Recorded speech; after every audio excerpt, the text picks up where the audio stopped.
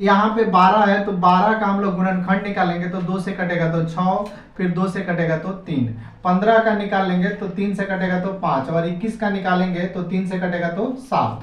चलिए इसको लिख लेते हैं कि 12 बराबर, इसको लिखते हैं 2 गुना 3, और 15 को लिख लेंगे हम लोग 5 गुना 3, और 21 को यहाँ पे बराबर देंगे और लिखेंगे 21 बराबर, यहाँ पे लिख लेंगे 7 गुना 3। तो जो तीनों में HCF हमारा क्या आएगा कि जो तीनों में उभयनिष्ठ होगा वही हमारा HCF होगा। तो इसमें भी 3 है, इसमें भी 3 है, इसमें भी 3 है, तो हमारा HCF हो गया 3। अब हम लोग निकालेंगे LCM। तो LCM क्या होगा कि जो तीनों में शामिल है, ये तीनों में शामिल है तो इसके बदले एक 3 ले लेंगे और प्लस जो नहीं मिला उसको भी लिखेंगे। तो यहाँ से 2 गुना, फिर यहाँ से 2 गुना, यहाँ से 5 और गुना यहाँ से 7। अब इसको गुना करेंगे, जो आएगा सो करेंगे तो 420 आएगा। तो हमारा HCF आ गया 3 और LCM आ गया 420। इसी प्रकार चलिए हम लोग 2 नंबर भी निकाल लेते हैं। 2 नंबर में 17 गुना 23 गुना 17, 23 और 29। तो 17 का गुणनखंड ये किसी भी चीज से नहीं कटेगा, चलिए 1 से कटाते हैं तो 17 का 17 रहेगा।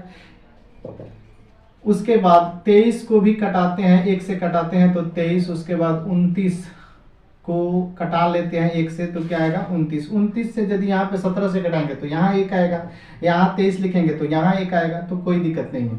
अब हम क्या करेंगे कि लिखेंगे कि 17 बराबर, लिखेंगे 1 गुना 17, फिर लिखेंगे 23 बराबर 1 गुना 23।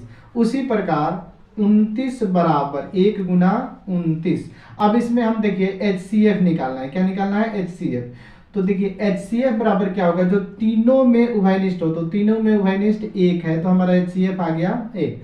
अब हमें LCM निकालना है, तो LCM बराबर क्या होगा, उभयनिष्ठ को छोड़ देंगे, बाकी जो बचेगा उसको ले लेंगे। तो लिखेंगे 17 गुना 23 गुना 29, और तो आएगा यहाँ पे 11,339। 11,300 वहीं आएगा। चलिए 8 का हम लोग कटाते हैं 2 से तो 4, फिर 2 से कटाते हैं तो 2, 2 दूना 4 दूना 8, 2 से कटेंगे तो 4, फिर 2 से कटेंगे बाद 9 का निकाल लेते हैं तो 9 का हो जाएगा 3 3, और 25 का निकालेंगे तो ये हो जाएगा 5 और 5।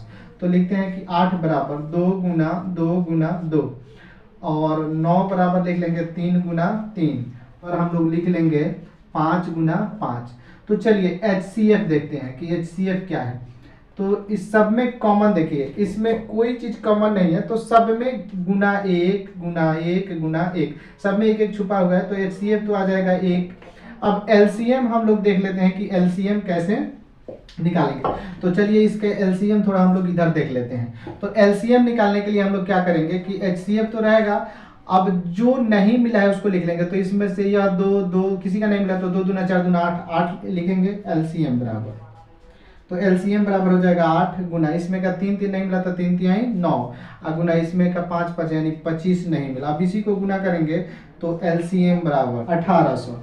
तो इसको हम लोग गुना कर लिए तो LCM आ गया 1800। इस प्रकार हम लोगों ने 1 2 और 3 यानी 3 का तीनों क्वेश्चन बहुत ही अच्छे से हम लोग